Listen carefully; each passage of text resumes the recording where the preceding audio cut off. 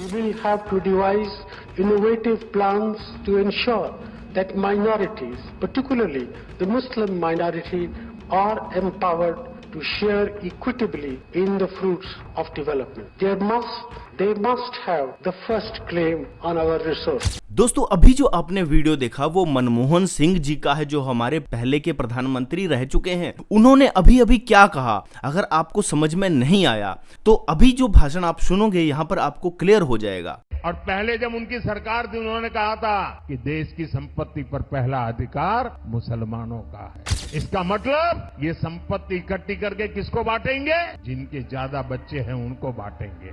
क्या आपकी मेहनत की कमाई का पैसा घुसपैठियों को दिया जाएगा? कि वो माताओं बहनों का सोने का हिसाब करेंगे, उसकी जड़ती करेंगे, जानकारी लेंगे और फिर उस संपत्ति को बांट देंगे और उनको बांटेंगे जिनको मनमोहन सिंह जी की सरकार ने कहा था कि संपत्ति पर पहला अधिकार मुसलमानों का है। तो दोस्तों आपने दोनों भाषण सुने। मनमोहन सिंह जी ने साफ साफ कहा था कि मुस्लिम minority have the first right on Indian resources, लेकिन अभी ये देखिए लल्लन टॉप वाले इसको कैसे कवर अप और क्लीन अप और वॉश कर रहे हैं, आप खुद ही देखिए। इस भाषण में कहीं नहीं कहा गया कि देश के संसाधनों पर पहला हक किसी एक समुदाय का है।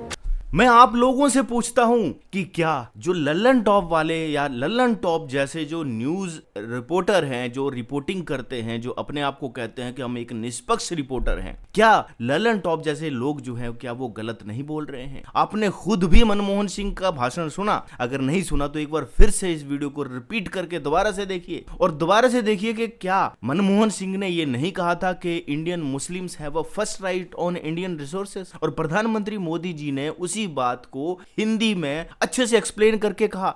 अगर आपको अभी भी समझ में नहीं आया दोस्तों तो अगला वीडियो जरूर देखिए, यहां पर और भी डिटेल में बताया गया है। और ओप इंडिया वाले उन्होंने बड़े क्लियरली बताया है कि क्या कहना चाहते थे मनमोहन सिंह जी। राहुल गांधी की योजना कितनी भयावह है उसकी एक परिकल्पना दे रहा। सोचिए कि आप सुबह जगह और पता चले कि आपके बैंक अकाउंट में 4 लाख से अधिक जो भी रुपया है वह कांग्रेस सरकार के खाते में चली। आपकी पत्नी के पास जो चेन, झुमका, अंगूठी, टॉप, पायल, हार, कंगन, ढोलना, मंगलसूत्र कुछ भी है उसका वजन करके आपको केवल 12 ग्राम दे दिया जाएगा और बाकी किसी रोहिंग्या मुसलमान महिला की 7 बहुओं में बराबर बांटा जाएगा। आपकी मां ने जो गहने अपनी पोती नातिन के लिए बचा कर रखा था उसे कहा जाएगा बुढ़िया तू क्या करेगी इस गहने का? अब्दुल की बीवी के पास नहीं, उसको दे दे। यदि आपके पास 2 कार है तो एक सरकार छीन लेगी। यदि आप किसान है तो आपको केवल 1 एकड़ भूमि दी जाएगी, बाकी की भूमि बगल के गांव के मुसलमानों के नाम सरकार लिख देगी। यदि आप धनी व्यक्ति हैं, आप कंपनी चलाते हैं तो कहा जाएगा कि अवैध बांग्लादेशी मुसलमानों को नौकरी दो या उनके खाते में हर महीने पैसे भेजो क्योंकि तुम्हारे पास 4 लाख से अधिक रुपए। यदि आप लाख रुपए भी प्रति महीना कमा रहे हैं तो आपको सरकार कहेगी कि टैक्स के बाद 20,000 रखकर बाकी सरकार की गरीब धन वितरण योजना में प्रयुक्त होगी। यानी कमाएंगे आप, खाएगा रोहिंग्या। 9 घंटे की जॉब आप करेंगे और सैलरी उसे दी जाएगी जिसके 8 बच्चे हैं और वो पंचर की दुकान चलाए। आप काम छोड़ नहीं सकते। आप कांग्रेस सरकार की कोल्हू के बैल हैं जिसे काम करते रहना है और आपकी भूमि से उपजी फसल जिसमें बीज, खाद, पानी, रक्त, स्वेद सब आपका लगा है, उसका तेल और खल्ली सरकार बेचकर उसे देगी जो आपकी भूमि पर क्रांति का लाल झंडा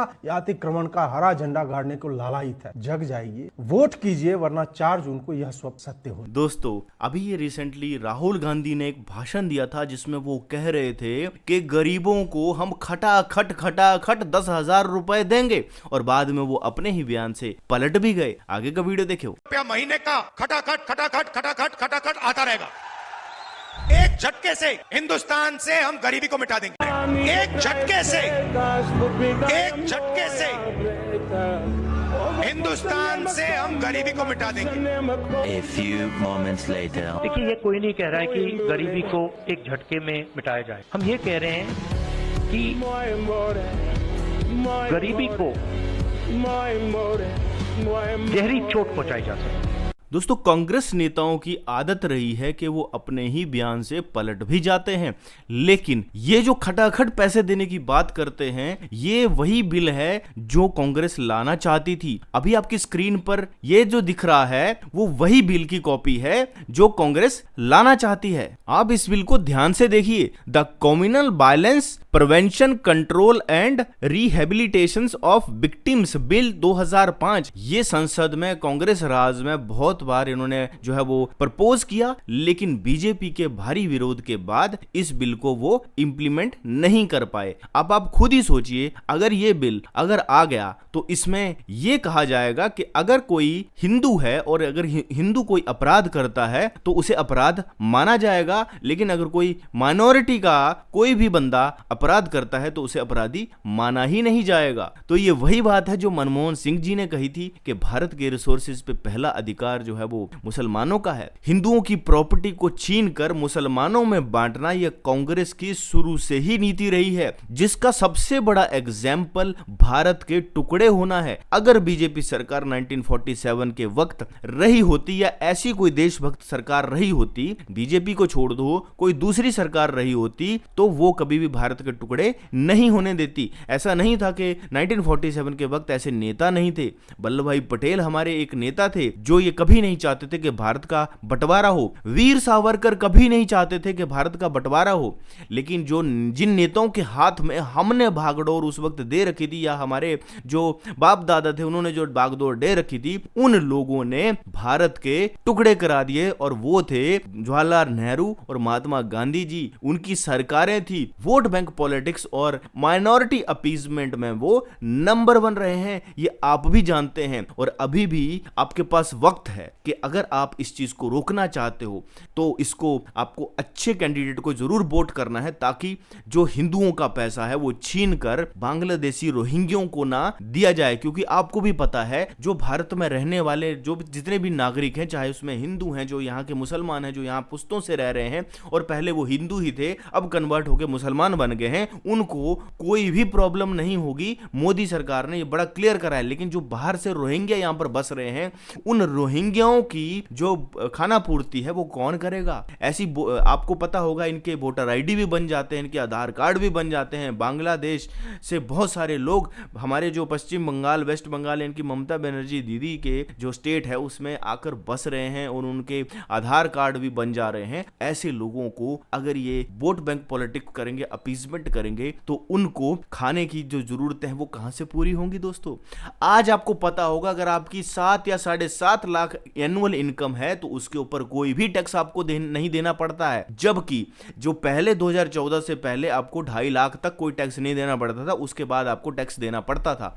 लेकिन अभी सरकार ने आपको कुछ नहीं करना है और 7.5 लाख आपकी टैक्स फ्री इनकम है। तो आप सोचो कि आपका इनकम टैक्स नहीं लगता, लेकिन अभी जैसे ही सरकार चेंज होगी तो जैसे कि ये बिल पास करेंगे उसमें ऐसा प्रोविजन होगा कि इस 4 लाख से ऊपर जितनी भी इनकम है या 3 लाख से ऊपर जो भी इनकम है वो आपको सरकार को जमा करानी पड़ेगी। जो आपके घर में गहने हैं, जो बहनों और महिलाओं के पास गहने हैं, वो भी सरकार जब्त कर सकती है, क्योंकि उसको भी बोला जाता है कि जिस किसी के पास भी सोना है वो सोना जो है वो सरकार की संपत्ति डिक्लेयर हो जाएगी और आपको सारा सोना सरकार के पास जमा कराना पड़ सकता है। वो कैसा झूठ बोल सकता है? अरे मोदी प्रधानमंत्री है, वो कैसा झूठ बोल सकता है? जोर से बोलो। यहाँ से दिल्ली तक आवाज जाना चाहिए। कांग्रेस पार्टी झूठ है, कांग्रेस पार्टी के लोग काला धन रखा है। नेहरू ने मतलब अपनी लाइफ दे दी, लाइफ दे दी हिंदुस्तान के लिए। सालों जेल में रहे। अमित शाह जी को शायद हिस्ट्री नहीं मालूम, वो तो मैं एक्सपेक्ट ही नहीं कर सकता हूँ कि उनको हिस्ट्री मालूम। वो तो हिस्ट्री को रीराइट करते रहते हैं। ये पूरा का पूरा डिस्ट्रैक्ट करने का है। तो अब आप बताइए कि क्या ये पूरा का पूरा डिस्ट्रैक्ट करने का है? क्या किसी को जो है वो जवाहरलाल नेहरू की हिस्ट्री नहीं पता है? अरे बच्चे को हिस्ट्री पता है। आप खुद ही सुनिए। तो है भैया, इतनी महंगाई है कि जब हमारा देश आजाद हुआ था और यहाँ की आर्थिक स्थिति खराब थी, आर्थिक मतलब पैसों की तंगाई, मतलब महंगाई, मतलब बेरोजगारी, जब ये स्थिति भारत में थी ना, तो हमारे देश के लोग प्रिय प्रधानमंत्री पंडित जवाहरलाल नेहरू सिगार मंगवाते थे जापान से। पैसा कौन देता था? तो दोस्तों बच्चे को भी पता है कि कांग्रेस ने जो भी पैसा इकट्ठा किया वो भ्रष्टाचार में यूज किया और भ्रष्टाचार में ही लिप्त ये पार्टी हमेशा से रही है। अभी आप सोचो कि मौजूदा सरकार है, इसके ऊपर कोई भी भ्रष्टाचार का केस ये साबित नहीं कर पा रहे हैं। क्या इनके पास वकीलों की कमी है? क्या इनके पास पैसे की कमी हो गई है कि ये केस नहीं कर पा रहे? अरे मैंने तो यहां तक भी सुना है कि भैया अभी ये सरकार है, जैसे ही कांग्रेस सरकार आएगी तो फिर बीजेपी के जो काले कारनामे हैं वो उजागर होंगे। अरे भाई, कांग्रेस राज में जब कांग्रेस के काले कारनामे विपक्ष पार्टी उजागर कर रही थी तो फिर ये पार्टी जो विपक्ष में है अभी, कांग्रेस पार्टी और अदर पार्टीज, ये क्यों नहीं कर पा रहे हैं? अरे मिलके कोई अच्छा सा वकील हायर करो, सारे कानून की किताबें पढ़ डालो, जितनी धाराएं हैं वो निकालो और उसको लगा डालो।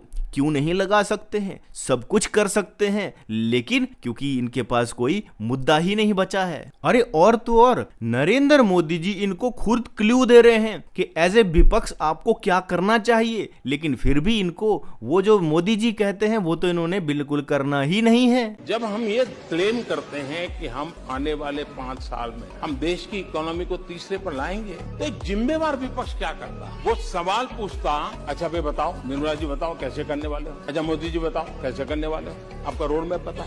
ऐसा करते? अब ये भी मुझे सिखाना पड़ रहा है।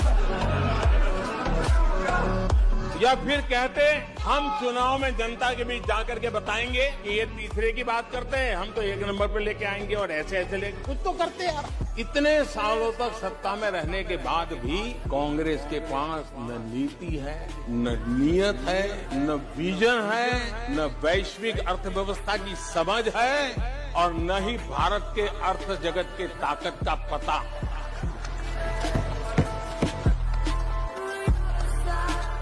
दोस्तों अभी भी कुछ चमचे किस्म के इंसान ये बोलेंगे कि नहीं मोदी तो सिर्फ जुमले फेंकता है। तो ठीक है, फिर तो जनता से ही पूछते हैं मोदी जी ने आखिर करा क्या है इन 10 सालों में? मोदी को बोलते हैं सिर्फ कि राम मंदिर बनवा दिया है और सिर्फ मंदिर का काम कर रहे हैं, राशन बंटवा दिया। आइए मैं आपको काम जुड़वा देता हूं। अभी तक कांग्रेस ने आज तक 70 वर्ष में मात्र केवल और केवल 10 से 11 एम्स बनवाए हैं। डेटा के साथ बोल रहा हूं, आप सभी चेक कर लीजिएगा। आप सभी चेक कर लीजिएगा कि जवाहरलाल नेहरू का जो 16 साल का कार्यकाल था उसमें मात्र 1 एम्स बना। ठीक है, आजादी के समय में भारत गरीब था, ठीक है। उसके बाद फिर इंदिरा गांधी आई, 11 वर्ष के लिए कितने एम्स बने? कितने बने? 0। एक भी एम्स नहीं बनवा पाई, एक भी नहीं बनवा पाई। आइए राजीव गांधी 5 साल के कार्यकाल में 0 एम्स।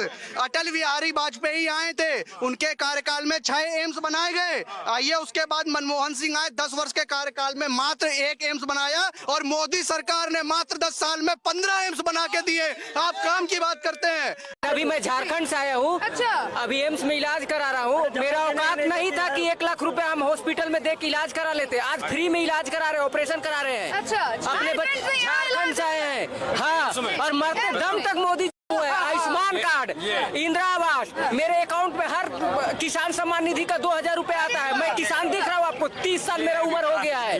राशन कार्ड मेरा बना हुआ है, मैं खुद किसान हूँ। तो ये सब तो दोस्तों आपने वो गाना सुना होगा, ये जो पब्लिक है ये सब जानती है, पब्लिक को सब पता है। और अभी ये वीडियो देखिए, इसमें ये जो बता रही हैं मैडम कि भैया कांग्रेस ने आखिर करा क्या है। एक्चुअली कांग्रेस क्या किया है, कांग्रेस खुद बता रही है। मैं कांग्रेस हूँ, मुझे हल्के में मत लेना।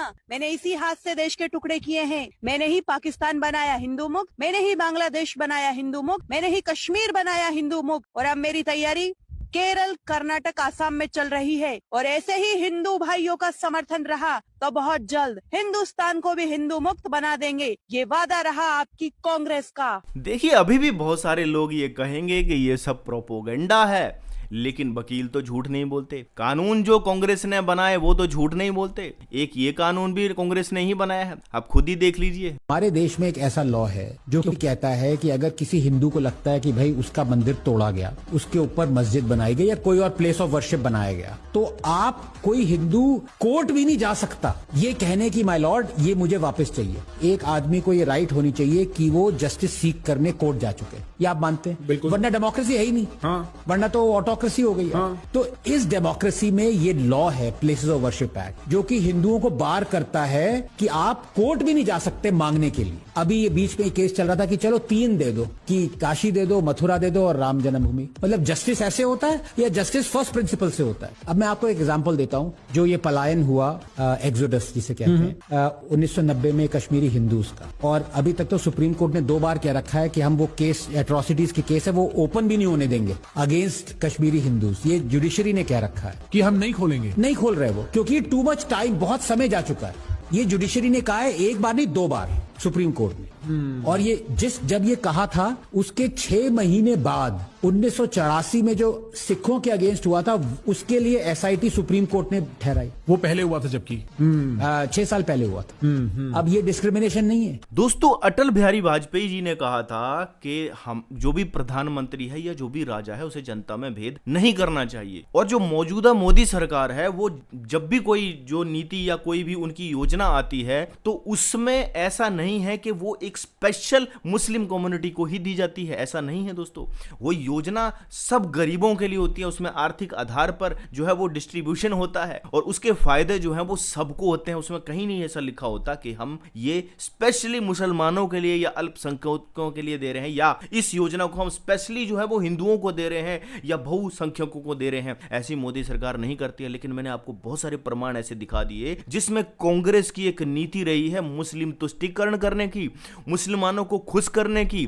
उनका विकास करने का कोई भी जो है वो इंटेंशन नहीं है। उनका सिर्फ और सिर्फ है कि मुझे माइनॉरिटी को कैसे अपीजमेंट करना है, बहुसंख्यकों का पैसा लेकर मुझे यहां पर इस्लामिक राष्ट्र बनाना है। आपने जैसे कि अभी देखा कि कांग्रेस ने सिर्फ हिंदू मुक्त स्टेट बनाए हैं। भारत में बहुत सारे हिंदू मुक्त स्टेट बन चुके हैं। पाकिस्तान एक बहुत ही अलग एक एग्जाम्पल रह चुका है, बहुत बड़ा, जिसमें कि एक इस्लामिक राष्ट्र बना दिया गया है। जो बांग्लादेश है वो एक इस्लामिक राष्ट्र बना दिया गया है। 56 इस्लामिक राष्ट्र है। मुसलमानों के, हिंदुओं का एक भी राष्ट्र पूरे विश्व में नहीं मिलता दोस्तों।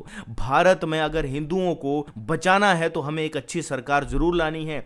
ऐसी मुस्लिम तुष्टीकरण वाली सरकार बिल्कुल भी भारत में नहीं चाहिए। अदरवाइज वो भेदभाव करेगी किससे? मेजॉरिटी से। माइनॉरिटी से भेदभाव नहीं कर रहा है कोई भी, लेकिन हमेशा मेजॉरिटी से ही भेदभाव होता आया है। और देखिए ये मुस्लिम भाई कितने खुश हैं कांग्रेस सरकार से, आप खुद ही सुनिए। सरकार आए, कांग्रेस आए, हमारे दिल की यही है। दिल में तो और कुछ भी है, दिल में और कुछ भी है, बहुत कुछ है, बहाल वहाँ जाना है। जब तक आपकी सरकार है आप जो कर सकते हो, मस्जिद तोड़कर मंदिर बनाओ, जो कर सकते हो आपकी मर्जी, आपकी सरकार है। जब हमारी सरकार आएगी पुराना वाला दौर वापस ला देंगे। मगर अभी मुसलमान बस किसी बात पे चुप है, जिस दिन अपनी पे आएगा ना दावा कर देगा। तुम्हारी सरकार कौन सी है? तुम कह रहे हो कि अभी हम चुप हैं, जब सरकार आएगी। ऐसी कौन सी सरकार है आपकी? राहुल गांधी बन जा, बढ़िया जो बात है। क्या है हिंदू? ये कीड़े मकोड़े की तरह मसल जाएंगे जिस दिन। ऐसे नहीं बोलना, ऐसे ही नहीं बोलो, ऐसे नहीं बोलेंगे। किस अयान कुरैशी नाम है भाई। जिस दिन सरकार हमारी आएगी उस दिन सब सफा हो जाएगा। भाई वोट मांगना है तो डेवलपमेंट के नाम पर मांगो, ये तुष्टीकरण के नाम पर, माइनॉरिटी अपीजमेंट के नाम पर आप कैसे वोट मांगते हो? प्रधानमंत्री मनमोहन सिंह का जो वीडियो दिखाया था शुरू में वो इसका बहुत बड़ा एग्जाम्पल है कि जो कांग्रेस पार्टी है वो मुस्लिम तुष्टीकरण करती है, सबको एक नज़र से नहीं देखती है। जबकि भारत के 140 करोड़ जनता को एक नज़र से अगर किसी ने देखा है वो सिर्फ नरेंद्र मोदी ने देखा है। ये हम नहीं कह रहे हैं कि भैया आप बोलोगे तुम तो बीजेपी वाले हो, हम कोई बीजेपी वाले नहीं हैं दोस्तों। आप भी अपने आंखें खोलिए, अपने ज्ञान चक्षुओं को खोलिए तो आपको भी वो सच जरूर दिखने लगेगा जो हमें दिख रहा है। शायद आपकी आंखों के ऊपर पार्टी का चश्मा चढ़ा हुआ है। मैं ये कहता हूं आज अपने इस चैनल के माध्यम से, अगर मोदी जी को कोई साबित कर दे कि मोदी की प्रॉपर्टी बहुत बढ़ गई है, मोदी ने अपनी पर्सनल प्रॉपर्टी को बहुत बढ़ा दिया और मोदी दुनिया का जो है वो पहला सबसे अमीर आदमी बन गया या 10 में टॉप 10 में मोदी जी का नाम आता है। लेकिन दोस्तों आपको बताऊं, इस वर्ल्ड में सबसे अमीर महिलाओं में सोनिया गांधी का नाम 4थे नंबर पर आता है। वो कौन सा बिजनेस करती है? अरे अदानी अंबानी तो बिजनेसमैन हैं, वो तो बिजनेस करके पैसा कमा रहे हैं। अगर अदानी टॉप 10 में आ रहा है या टॉप 20 में अंबानी आ रहा है तो भाई उन्होंने तो बिजनेस किया है, उन्होंने तो भारत की इकोनॉमी बनाई है, वेल्थ क्रिएशन करी है, लोगों को नौकरियां दी हैं, रोजगार पैदा किए हैं, वो बिजनेसमैन है। बिलियनियर्स को, इन वेल्थ क्रिएटर्स की रिस्पेक्ट हमें करनी चाहिए। अगर सुप्रीम कोर्ट इनके ऊपर इनको क्लीन चिट दे देता है, सेबी इनको क्लीन चिट दे देता है, तो फिर हमें कोई हक नहीं बनता है इनके ऊपर आरोप लगाने का। सेम वे अगर मोदी जी को क्लीन चिट मिल जाती है, उनको ऊपर जो आरोप लगते हैं, तो फिर हमें कोई हक नहीं बनता उनको आए दिन कोसने का। दोस्तों, विपक्ष की पार्टियां आए दिन सुबह मां की गाली देती हैं तो दोपहर को बाप की गाली देती हैं इस सरकार को, लेकिन आज तक किसी को इस आधार पर कौन माइनॉरिटी अपीजमेंट करता है। लेकिन दोस्तों, जाते जाते ये वीडियो जरूर देख कर जाइए। ये जो पब्लिक के एक अंकल हैं, उन्होंने इतनी अच्छी बात कही है, इसको जरूर सुनते जाइए। और दोस्तों, अगर ये वीडियो पसंद आया है तो वीडियो को लाइक जरूर कीजिए, शेयर जरूर कीजिए और हर जगह इस वीडियो को फैला दीजिए, क्योंकि मेरे चैनल को अगर आप लोग सपोर्ट नहीं करोगे तो फिर हम ऐसा कंटेंट नहीं बना सकते। दोस्तों, हमें भी तो थोड़ा मोटिवेशन चाहिए। हम भी तो आपके लिए ऐसी सारी चीजें इकट्ठी करके अगर ला रहे हैं, हम आपसे कुछ नहीं मांग रहे, हम सिर्फ लाइक करो, कमेंट करो और शेयर करो। सिर्फ ये 3 चीजें मैं आपसे मांग रहा हूं। दोस्तों, अगर आप ये वादा करते हो कि आप इस वीडियो को सपोर्ट करोगे, इस चैनल को सपोर्ट करोगे, तो ऐसी वीडियो चैनल पर लेके आता रहूंगा। मिलूंगा नेक्स्ट वीडियो में। दोस्तों, आज के लिए इतना ही। जय हिंद, वंदे मातरम, जय श्री राम। राहुल गांधी कहता है अगर मैं जीत गया तो सबसे पहले RSS बंद कर दूंगा, बैन करूंगा। कभी उसने ये कहा कि आतंकवादियों को वो करूंगा। या रोहिंग्या आ गए जो हमारे देश में 6 करोड़ से ज़्यादा एक्स्ट्रा लोग आए हैं दूसरे देश के, ठीक है, तो उनको देश से बाहर निकालेंगे। कभी भी बात की, ठीक है, कुर्ता फाड़ के जेब दिखा देता है ना, जेब फटी है, लेकिन वो 70-75 हज़ार रुपए की जैकेट है और या टी-शर्ट पहनता, वो कभी नहीं दिखाई देश को। वो नहीं दिखाएगा। उसकी मम्मी कौन सा धंधा करती है? अडानी पैसे वाला हो गया, मोदी जी ने कर दिया, मानते, चलो हम भी मानते, कर दिया। उसकी मम्मी कौन सा धंधा करती है जो दुनिया की 4थे नंबर है पैसे वाली?